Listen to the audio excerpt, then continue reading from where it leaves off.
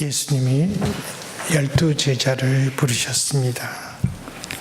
다 아시겠지만 그들의 이름을 한번 제가 읽어보면 시몬 베드로와 안드레, 세베대의 아들 야고보와 요한, 그리고 빌립과 바돌로메, 도마와 세리 마테, 알페오 아들 야고보와 타데오, 가나나인 시몬 및 가룟 유다입니다. 그리고 예수님은 부르신 그들을 파송하셨습니다. 파송. 어디로 파송하셨는가? 그리고 그들에게 뭘 하라고 말씀하셨는가? 그리고 이방인의 길로도 가지 말고 사마리아인의 고래도 들어가지 말고 이스라엘 집에 잃어버린 양에게로 가라고 말씀하셨습니다. 가면서 천국이 가까이 왔다고, 천국이 가까이 왔다고 전파하라고 지시하셨죠. 예수님이 제자들을 파송하신 목적은 아주 분명합니다.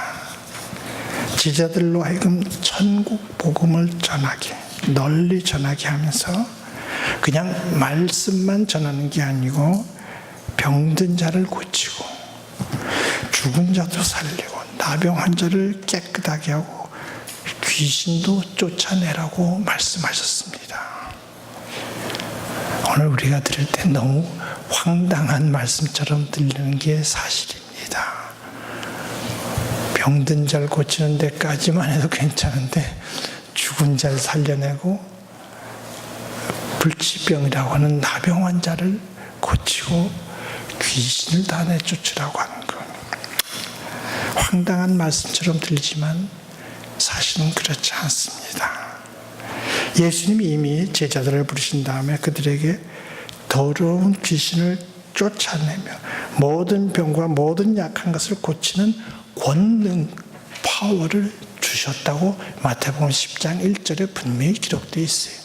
그냥 등 떠밀어 보낸 게 아니라 그런 능력을 주시고 그 능력을 행사하라고 가라고. 네. 다만 중요한 것은 특별히 오늘 물질 만능주의에 물들어 있고 오염되어 있는 교회들이 잘 들어야 될 것은 그러면서 제자들이 그 권능을, 그 파워를 거저받았기 때문에 그걸 행사하는 걸로 인해서 그 어떤 대가도 기대하지 말라고 엄하게 말씀하셨습니다. 네. 제자들로서는 얼른 들으면 매우 신나는 일이 아닐 수 없어요. 뭐 대단한 일이죠. 병든 자를 고치는 것만 해도 큰 일인데 당시 세계를 뒤덮고 있다고 생각하는 귀신을 다 내쫓는 권세를 주셨습니다. 그걸 행사하라고 하십니다. 얼마나 신나는 일이. 그러나 마냥 좋아할 일만은 아니었던 것 같아요. 예수님이 하시는 말씀을 자세히 들어보면 이게 좋아할 일만은 아니라는 걸 충분히 짐작할 수 있습니다. 왜? 예수님도 말씀하셨듯이 결코 쉬운 일이 아니었기 때문에 특별히 사람들이 모두 환영할 것이라고 그런 좋은 일을 하면 신기한 일을 하면 다들 환영할 것이라고 생각하는 걸 기대하지 말라는 거예요. 예수님 말씀은 뭐라고 말씀하세요? 마태복음 10장 14절에 보니까 누구든지 너희를 영접하지도 아니하고 영접하지 않을 수가 있다는 얘기예요. 너희 말을 듣지도 아니하거든. 참 좋은 얘기인데도 불구하고 안 듣는 사람들, 시끄럽다고 귀를 막는 사람들이 있을 거라는 얘기죠. 그 집이나 성에서 나가서 너희 발에 먼지를 떨어버리라. 그래요. 좀 더 솔직히 말하기로 들면 제자들은 사람들로부터 미움을 받을 수 있고 그런 일을 한다고 해서 좋아하는 게 아니라 환영하는 게 아니라 미움을 받을 수 있어요. 심한 박해를 받아 죽을 수도 있다는 것이죠. 때문에 예수님은 제자들에게 그냥 되는 대로 할 게 아니고 뱀같이 지혜롭고 뱀같이 비둘기같이 순결하라. 비둘기같이 순결하라는 얘기는 여러 가지 정황상 이 순결, 거룩성을 잃어버릴 수도 있다는 얘기죠. 정신 바짝 차리지 않으면. 네. 그리고 또한 분명히 말씀하셨습니다. 마태복음 10장 22절 23절 말씀 보면 너희가 내 이름으로 말미암아 많은 사람에게 미움을 받을 것이나 끝까지 견디는 자는 구원을 얻으리라. 그러니까 끝까지 견뎌야 돼요. 네? 박해를 받는다고 포기하면 안 되고 끝까지. 이 동네에서 너희를 박해하거든 저 동네로 피하라. 내가 진실로 너희에게 이르는 이스라엘 모든 동네를 다 다니지 못하였음 인자가 오리라. 인자가. 그러나 예수님은 제자들의 일도 시작하기 전에 의욕을 꺾는 일로 그런 말씀만 하셨던 것은 아닙니다. 오히려 제자들의 용기를 북돋아 주시는 그런 말씀하셨어요. 물론 제자들이 하는 일을 방해하고 또 그들을 핍박하고 죽이려는 무리들 두려워하지 않을 수 없었을 거예요. 그들이 뭐 그냥 해보는 소리가 아니라 실제로 돌을 들어 치려고 하고 그러는데 어떻게 안 두려워해요? 두렵죠. 그러나 예수님 그럴지라도 두려워하지 말라고 말씀하십니다. 두려워하지 말라고. 진짜로 두려워할 분이 계시기 때문에 그런 무리 정도는 두려워할 게 못 된다는 거예요. 예수님 분명히 말씀하십니다. 10장 28절 말씀. 몸은 죽여도 영혼은 능히 죽이지 못하는 자들을 두려워하지 말고 오직 몸과 영혼을 능히 지옥에 멸하실 수 있는 그 일을 두려워하라. 그럼 예수님 말씀하시는 두려워할 만한 분, 진짜 두려워할 분은 과연 누구신가? 예수님 아주 애매하게 말씀하시지 않습니다. 하늘 아버지시라고. 하늘 아버지시라고 분명히 말씀하셨습니다. 그리고 그분이 어떤 분이신가? 그 하늘 아버지께서 허락하지 아니하실 것 같으면 공중나는 참새 한 마리도 땅에 떨어지지 않는다고 분명히 말씀하셨습니다. 바로 그 하나님, 그 하늘 아버지께서 지금 일하고자 하는 제자들의 모든 형편과 처지와 사정을 다 알고 계시기 까닭에 결코 두려워할 것이 못 된다는 게 예수님의 말씀입니다. 다만 한 가지 조건을 붙이기로 든다면 제자들로서는 아무리 어려운 일이 있을지라도 아무리 어려운 일을 만나더라도 예수님을 부인하지는 말아야 한다는 조건이 있습니다. 예수님을 나는 모릅니다. 나는 그분과 관계없습니다. 이건 참 난처 곤란한 거예요. 예수님 분명히 말씀하십니다. 마태복음 10장 32절 33절 말씀. 누구든지 사람 앞에서 나를 시인하면 나도 하늘에 계신 내 아버지 앞에서 그를 시인할 것이요. 누구든지 사람 앞에서 나를 부인하면 나도 하늘에 계신 내 아버지 앞에서 그를 부인하리라. 예나 지금이나 예수님의 제자로 살아가기 위해서는 반드시 요구되는 것은 십자가를 지고 앞서가신 예수님을 따르는 것입니다. 친히 말씀하셨습니다. 10장 38절 말씀에 또 자기 십자가를 지고 나를 따르지 않는 자는 내게 합당하지 아니하니라. 이렇게 말씀하신 걸 보면 그때나 지금이나 예수님은 이렇게 간절히 부탁하시고 명령하셨음에도 불구하고 예수님의 제자라고 하나님의 백성이라고 떠들어대면서도 자기 십자가를 지지 않으려는 무리가 예나 지금이나 얼마든지 있을 수 있다는 얘기예요. 멀쩡하게, 그럴듯하게. 그러나 십자가는 외면하는 이들이 있다는 거죠. 그래요? 자기 몫에 댄 십자가 달게 지고 예수님 따라가야 한다는 사실 오늘 우리도 잊지 말고 분명히 기억해야 할 것입니다. 자, 그렇다면 그 당시 예수님의 제자들은 왜 예수님의 부르심에 조건도 많고 따질 것도 많고 겁나는 부분도 많은데 왜 그 부르심에 응했을까? 네?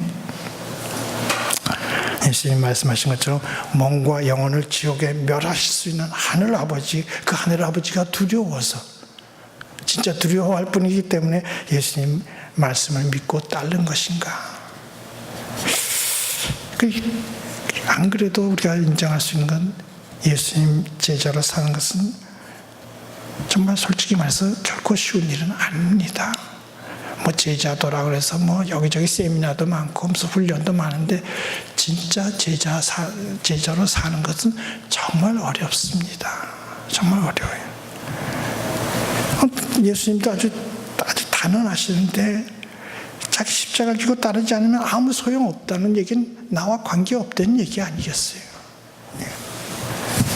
자, 그렇다면 이 질문 오늘 우리에게도 똑같이 던질 수밖에 없는 질문이에요. 우리는 왜 예수님의 제자로, 왜 교회에 출석하고, 왜 신앙인이라고 주장하고 있는가? 여러 가지 대답이 있을 수 있지만 저는 아주 실리적으로 얘기하고 싶습니다. 뭐 추상적인 얘기보다도 저는 이 시간 이 믿음의 경주에서 우리 승리의 영광을 얻기 위해서, 다시 말해서 최후의 상을 받기 위해서 우리는 신앙생활을 한다고 저는 그렇게 말하고 싶습니다. 다른 대답 얼마든지 있을 수 있겠지만, 상당히 고상한 대답도 많이 있겠지만, 저는 분명히 말하지만 상 받기 위해서, 최후의 상 받기 위해서. 성경은 우리 믿음 생활을 여러 군데서 경주, 달리기에 비유하고 있습니다. 달리기. 그리고 이 믿음의 경주에는 분명히 상이 있다고 성경은 보장하고 있죠. 일찍이 사도 바울도 빌립보 교회 성도들에게 편지할 때 이렇게 말한 바 있습니다. 빌립보서 3장 12절부터 14절에 있는 말씀. 내가 이미 얻었다 함도 아니요 온전히 이루었다 함도 아니라 오직 내가 그리스도 예수께 잡힌 바 된 그것을 잡으려고 달려가노라. 형제들아, 난 아직 내가 잡은 줄로 여기지 아니하고 오직 하늘 즉 뒤에 있는 것은 잊어버리고 앞에 있는 것을 잡으려고 푯대를 향하여 그리스도 예수 안에서 하나님이 위에서 부르신 부름의 상을 위하여 달려가노라. 부르신 부름의 상을 위하여 달려가노라. 히브리서 기자도 같은 말을 한 바 있습니다. 히브리서 11장 6절에 있는 말씀. 믿음이 없이는 하나님을 기쁘시게 하지 못하나니 하나님께 나아가는 자는 반드시 그가 계신 것과 또한 그가 자기를 찾는 자들에게 상 주시는 이심을 믿어야 할지니라. 때문에 히브리서 기자는 더욱 강력하게 권면합니다. 히브리서 12장 1절로 2절 말씀.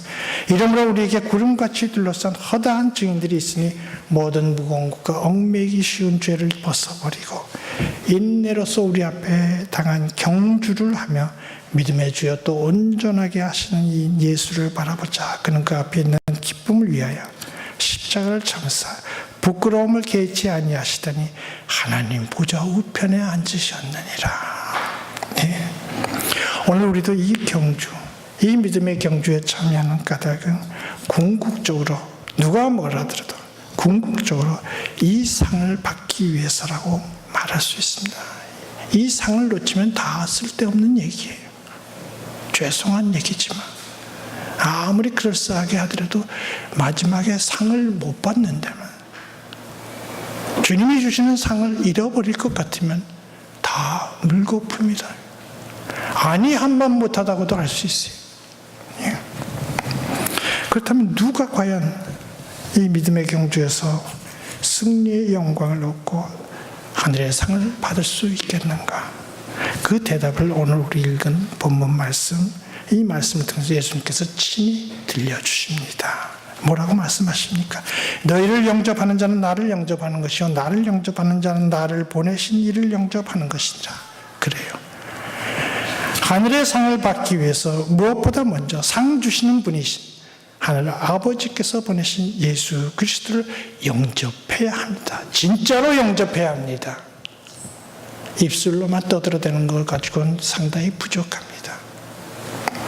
영접이라는 말은 여러 가지로 해석할 수 있겠습니다만 기쁜 마음으로 그분을 나의 삶의 주인으로 모셔야 됩니다. 내가 더 이상 주인 노릇하려고 해서는 안 됩니다. 이 예수 그리스도, 그리고 예수 그리스도로 말미암는 천국 복음을 기쁜 마음으로 받아들이고 그 말씀대로 순종하는 삶을 사는 게 영접하는 삶입니다. 예수님이 이어서 좀 더 구체적으로 누구를 영접해야 할 것인가에 대해서도 말씀하십니다. 41절 42절에 있는 말씀. 선지자 이름으로 선지자를 영접하는 자는 선지자의 상을 받을 것이요 의인의 이름으로 의인을 영접하는 자는 의인의 상을 받을 것이요 누구든지 제자의 이름으로 이 작은 자 중 하나에게 냉수 한 그릇을 주는 자는 내가 진실로 너에게 이르노니 그 사람이 결단코 상을 잃지 아니하리라. 그래요. 선지자 영접해야 합니다. 선지자 영접해야 됩니다. 오늘 우리에게 있어 누가 선지자인가는 여러분이 기도하는 가운데 찾길 바랍니다. 하나님의 말씀, 사람의 생각이 아니고 사람의 언어가 아니고 하나님이 주신 말씀을 깨끗하게 귀하게 전하는 이들이 선지자입니다. 의인을 영접해야 됩니다. 악인이 아니고 꽤 많은 사람이 아니고 의를 위해서 핍박받는 자들을 적어도 상 받고자 하는 우리는 그들을 영접해야 됩니다. 돌볼 수 있어야 됩니다. 존경해야 됩니다. 지극히 작은 자를 기쁘게 영접하라고 하십니다. 그때 비로소 상을 받을 것입니다. 냉수 한 그릇이라도 주는 자 결코 상을 잃지 않을 것이라고 말씀하시지 않습니까? 이 말씀은 누구 특별한 사람들에게 주는 특별한 말씀 아닙니다. 우리가 예수 그리스도의 제자로 부르심을 받은 것이고 우리가 바로 주님의 몸된 교회의 지체로 부르심을 받고 교회를 세우고 있지 않습니까? 그렇다면 하나님께서 주시는 상을 받아야 할 사람은 바로 저와 여러분, 예수 그리스도의 제자는 우리가 아니고 누구겠습니까? 여러분, 믿음의 경주에 참여한 우리는 모두가 빠짐없이 상을 받아야 합니다. 받아 마땅합니다. 결코 잃어버려서는 아니 됩니다. 때문에 우리는 주님을 진짜 우리 삶의 주인으로 모셔야 됩니다. 영접하자 이 말입니다. 지금까지 주님 대신에 우리의 삶을 주장했던 것이 많이 있었는 줄로 압니다. 이 순간 다 내려놓고 주님을 영접.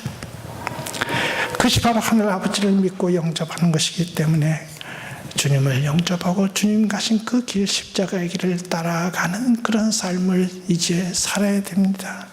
말씀에 순종해서 일부러 찾아서라도 지극히 작은 자, 눈에 띄지 않는 자들, 남들은 다 외면하는 자들 찾아서 참사랑, 우리가 빚짐받은 그 참사랑, 십자가 그런 삶을 통해서 주님의 이름을 영화롭게 해드려야 합니다. 그래야 장차 그 주님 보좌 앞에 섰을 때 잘하였도다, 착하고 충성된 종아, 주님이 하시는 그 칭찬의 말씀을 듣고 주님이 주신 영광의 면류관을 받아 쓰는 참으로 복된 주님의 제자들이 다 될 수 있기를 간절히 바랍니다.